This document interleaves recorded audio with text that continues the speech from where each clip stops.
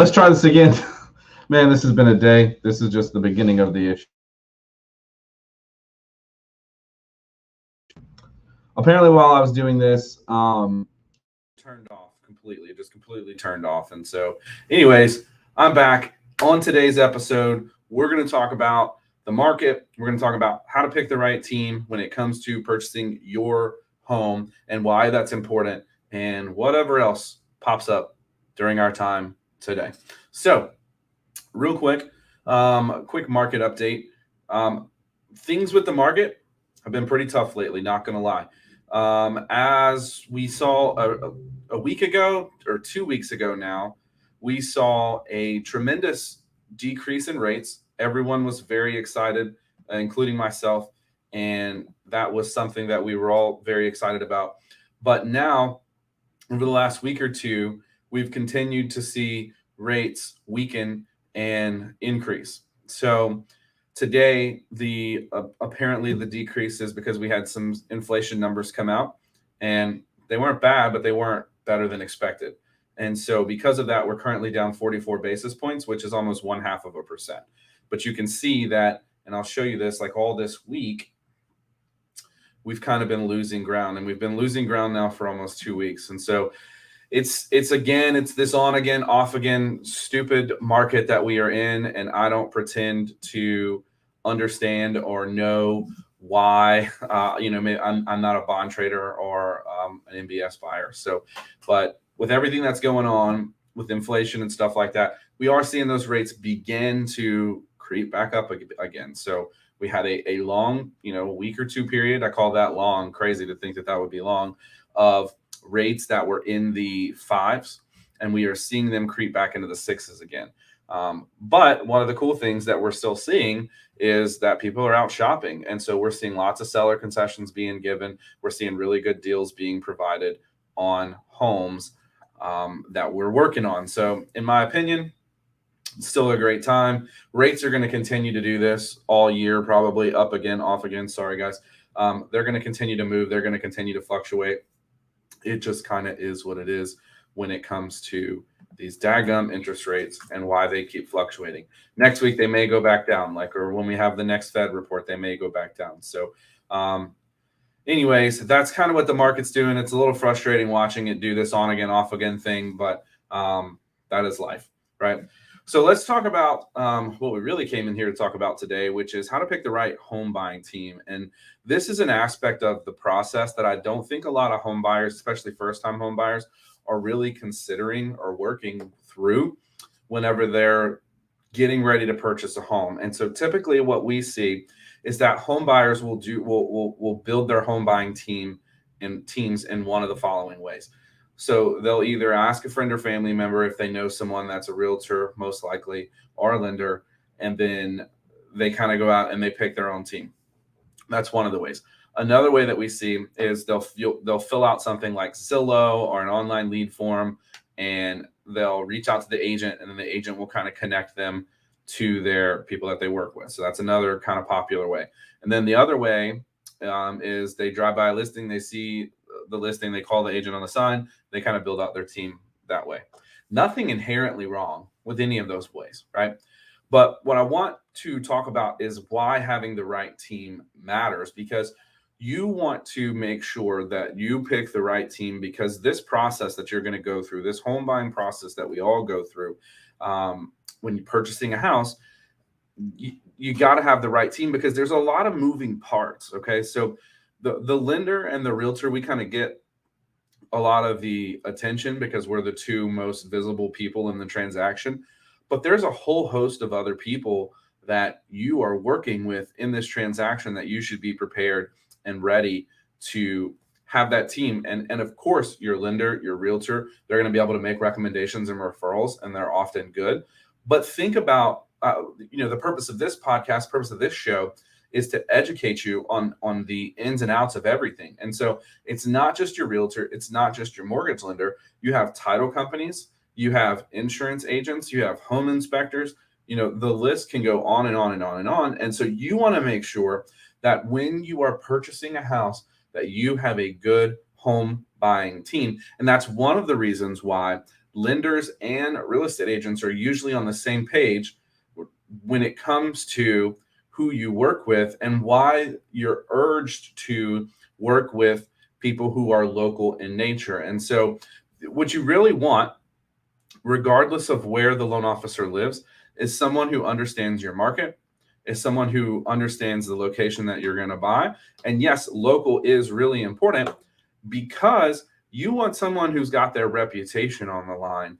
And a lot of times, if it's someone that's across the country, you're never going to see them. There's nothing that you can really do to hold them accountable to anything that may go wrong, and you'll just be one more negative review on their Google page. So when you build and pick that home buying team, it is so critically and vitally important that you pick a team that not only works well for you, but that works well together. And most do, but when you have the right lender, when you have the right real estate agent, and then they can help you fill out the rest of the team, it's going to make that process go by a lot smoother. Okay, Channing, well, why are we talking about this today?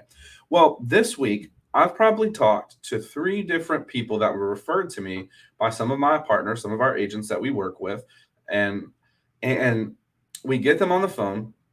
We go through the whole conversation with them. I know that these agents have been showing them homes, and then I get contact information for some other realtor that they're working with, or the realtors have it happen to them, right? Like they say, hey, we're working with this lender, so the realtor gets in contact with this lender or this title company or whoever, and they start going through the process, and then the buyer's like, hey, we're actually using this lender. And so one of the things that you need to nail down if you're a home buyer and you're watching this is you need to nail down who you're going to work with. And I'm not talking about situations where someone's trying to make you do fraud or someone's not treating you right. That happens. It's rare, but it happens and it's unfortunate. That's not what I'm talking about. But when you go and you're looking at houses and you've been pre-approved and you've shopped, first of all, number one, you need to pick your lender at pre-approval. Okay, because if you go through pre-approval and you begin to shop lenders after pre-approval, you're slowing your process down. So you're slowing down the process of the lender being able to move forward with the loan, to order appraisals, to order title work, to get that ball rolling when there's a lot of back and forth happening on who's got the best rate or who's got the best fee. So that's number one. And I feel that that's really important. Yes, you should shop lenders and you should make sure that you're working with the lender who's giving you a great deal, who's local, who has a good reputation and all that stuff.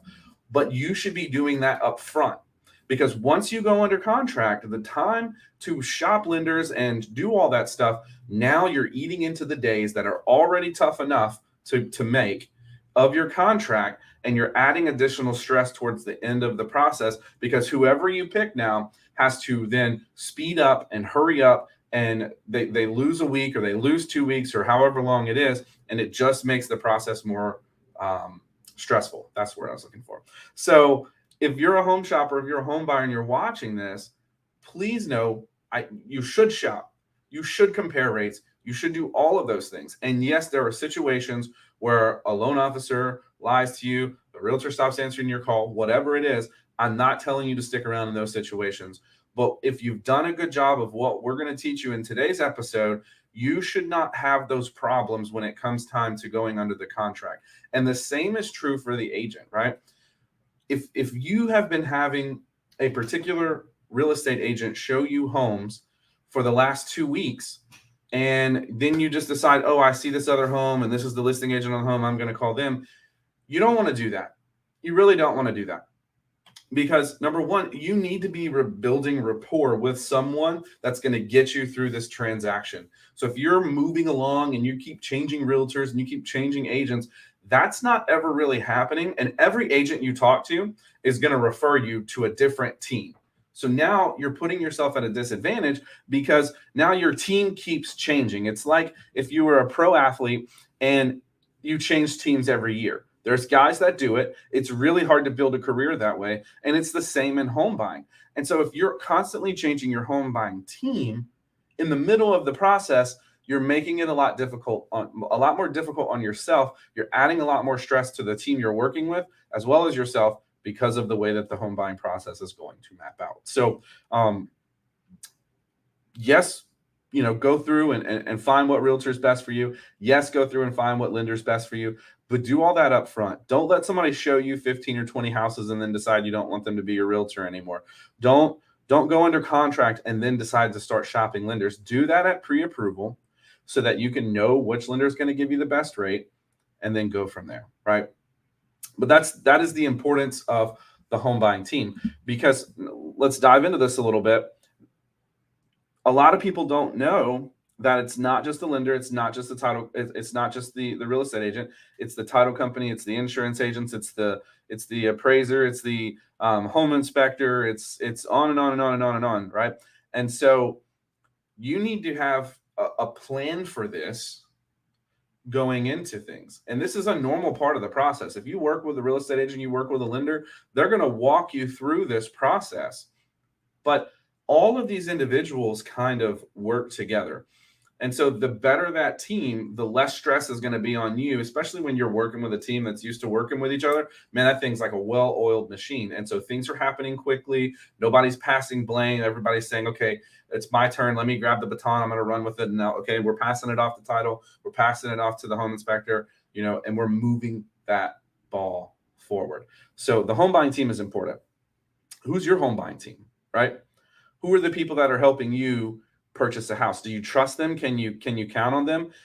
We did a YouTube. I did a YouTube not that long ago where I shared some like what makes a loan officer good. So let's transition here and let's talk about how to vet out some of these members of your team, right? How you're going to vet out who you're going to work with, who's going to be on your team. So we'll start with the loan officer because I'm a loan officer. So let's talk about some red flags when it comes to lending. These are huge red flags. In my opinion, the first two that I'm going to mention to you, if you have a lender that's doing this to you, you should run. Tie up your shoes, put them on your feet, tie them up, and run. Run far away from them because these are huge red flags.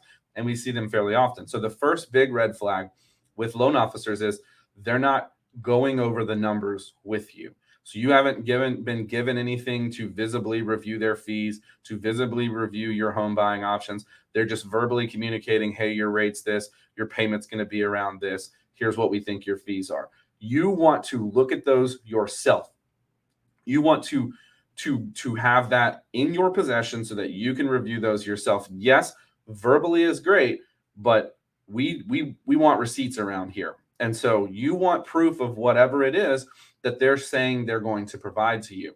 And what that allows you to do, number one, is shop it to see if you can get it better. Number two, it allows you to look and get an understanding of what fees are out there and what that process looks like. Because as a loan officer, when we disclose fees, we don't just disclose the fees that we charge, which, spoiler alert, Bayou Mortgage, typically no fees. But we also estimate the fees of the title company. We estimate the fees of the appraisal. We estimate the fees of your taxes and your insurance, right? There's a lot of different things on there, and it can really help bring clarity to you in the home buying process. And so one of the things we do is we don't just send the fees to you in a document that you've never seen before and say, here you go, good luck, right? I actually do a video review of those fees, explaining what they are, explaining how they may fluctuate, explaining what each of those things means to kind of bring meaning and life to that document full of a bunch of numbers that are really big. And you're like, oh my God, this is real life now, right? So that's just a little something extra that we like to do on top of it to ensure that you have a complete and total understanding of what's going on with those fees. So that's number one. If they will not show you their fees, if a loan officer will not show you their fees, if they will not provide you with what you are expected to pay in writing, and bonus alert, like go over them with you and don't just leave them on your lap and say, hey, good luck. That's red flag number one. Red flag number two, and I find that a lot of lenders are guilty of this, and I hate it. I've admittedly, when I first got into the business, because that's kind of how this industry is, I was like it, but I'm not anymore.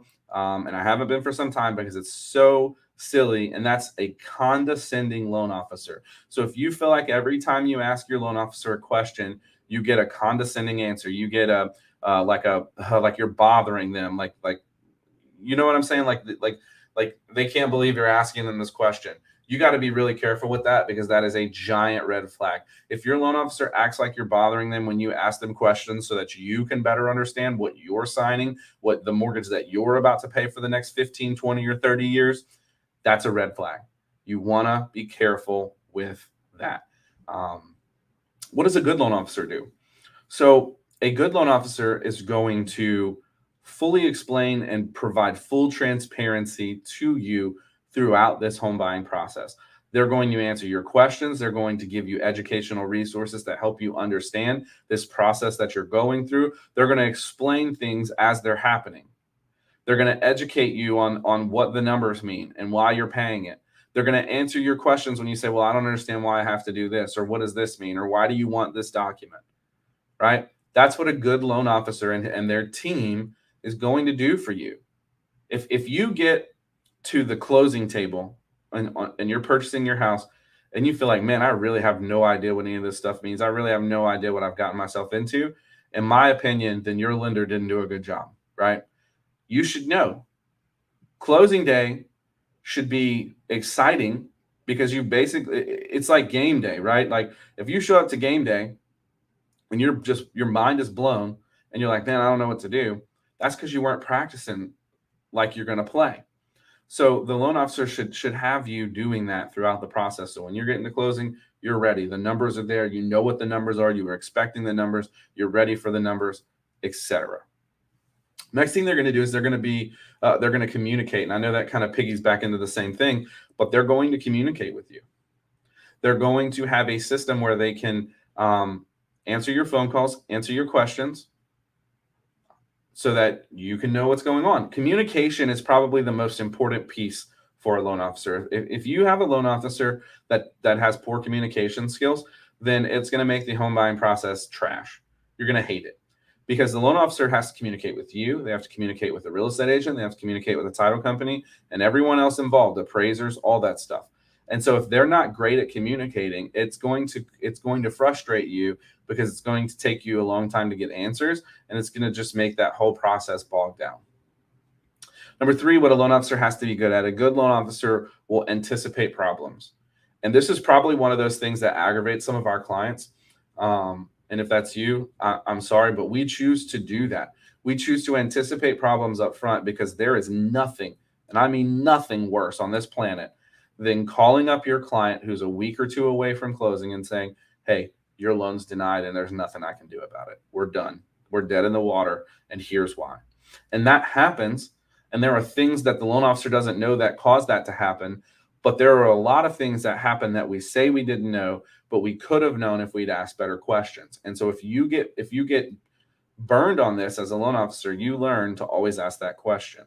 And so if you feel like you're being grilled a little bit at the beginning of the loan process by your loan officer, if you're kind of rolling your eyes a little bit because of all the documentation that they're requiring of you, I promise you've more likely than not have a good loan officer, because a loan officer that cares about you is going to vet you out through the upfront part of it's just like building the team. Like you want to do it up front, right? It's a lot less painful up front than it is at the back, because the underwriter is going to ask for those things. They're going to ask them the same questions. And we want to know if we have a good answer or not, because if we don't, then we need to pause and we need to figure it out. And if we can't figure it out, then maybe we have to hold off on the pre-approval.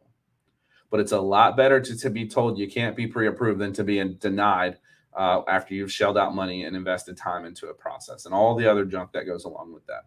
So they need to know what they're doing. They need to understand how to scrub documents. They need to understand how to anticipate the answers to your questions. And so if you're not a loan officer, you as the buyer can't be expected to know all of the guidelines. That's our job. So they need to know those things. When it comes to working with a real estate agent, I think the most important part is very similar to a loan officer. Full disclosure, I'm not a realtor, but I've worked with a lot of them, and I can tell you that the best ones communicate with their clients, and they communicate regularly, and they communicate often, and they're available to them. And number 2 is I would say that they are knowledgeable of the market, right? And so we just had a deal where our client and the agent wanted to make an offer, and they were like, they made an offer, and their offer wasn't accepted. They wanted to go higher, and they didn't said, hey, look, based on the market data here, I don't think, even though that's what the house was listed for, I don't think that's what the market supports. I don't think that you should purchase this house, for this amount of money. I think this is the right amount of money to purchase this house for, which is what you made your offer for. You can exceed that, I'll represent you, but just know my advice is I don't think that's a great idea. That's beautiful. Like, that's awesome. That's what you want them to do. Okay. And so the ones that are just looking at you like a paycheck, that's dangerous. That's dangerous because at that point, you're trusting them to give you good advice on the market, and they may or may not be doing that. So I think it's important that they understand the market that they're operating in and that they're working in, when it comes to working with the right realtor, working with the right team, and buying a house. So, and you got to work with one. Okay. You can't work with 10. Like, that's so important. I'm so mind blown this week by, like, they're like, oh, we're working with this person. Oh, we're working that. Like, pick one and do the right thing and let the other ones know that you're not using them. Just pick one. And who knows why we do the things we do, but it's really important.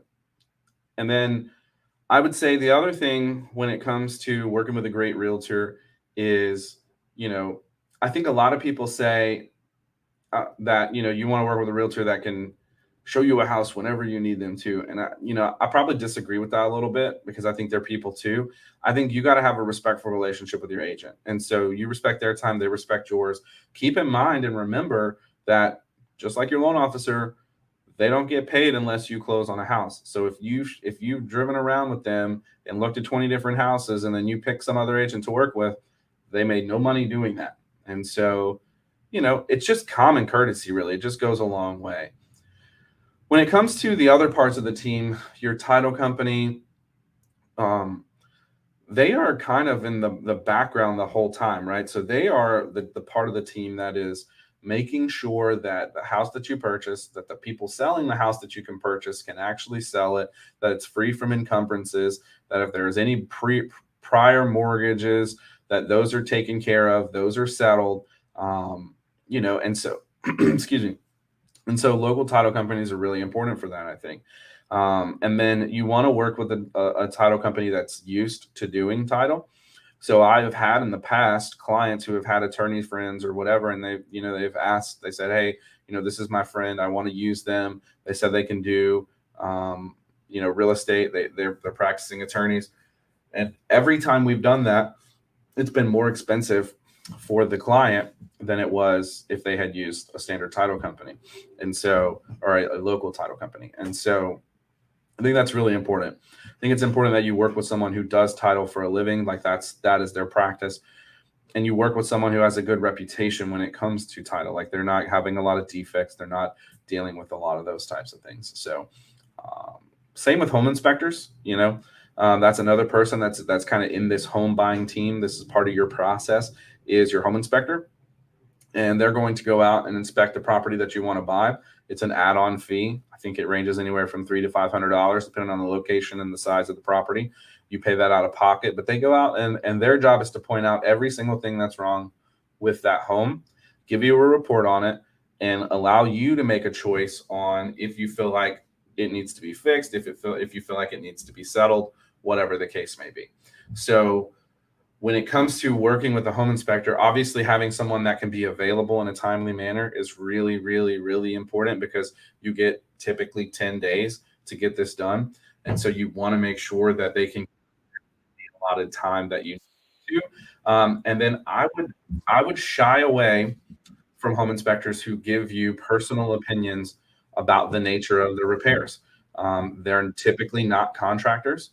Some may be, but they're typically not. And so my advice is a good home inspector will report on the facts and leave out the unnecessary details of their opinion about what's wrong.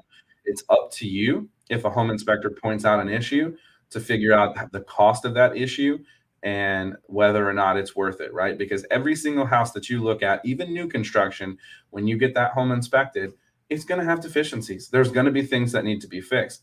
And so you need to determine what's worth it, what do we ask to be fixed, what can we negotiate, and your agent will help you with that.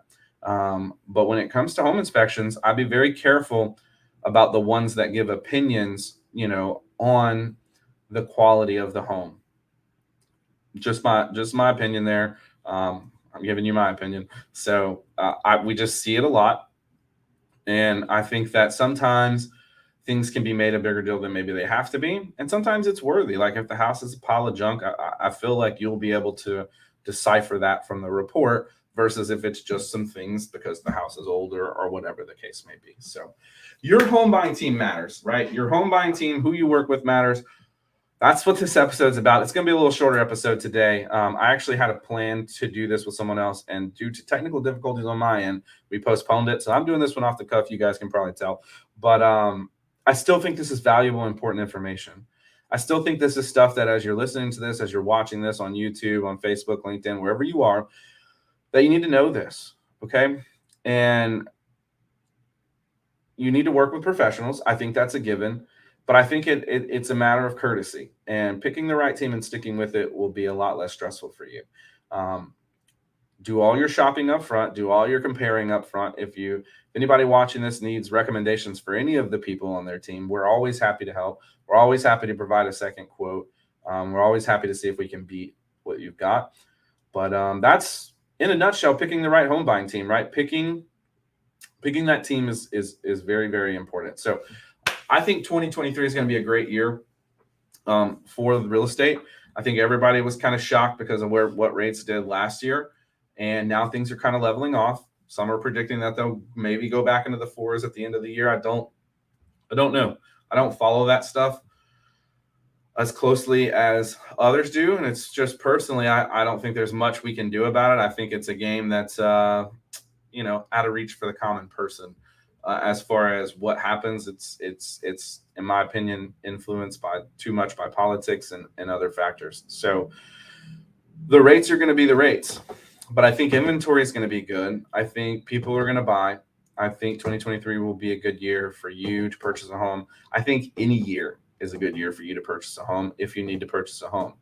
And you could go back decades. I say this all the time. You could go back 2000, 2001, 2002, 2003, 2004, 2005, all the way through 2023. And you can find tons of articles that tell you why now is not a good time to buy.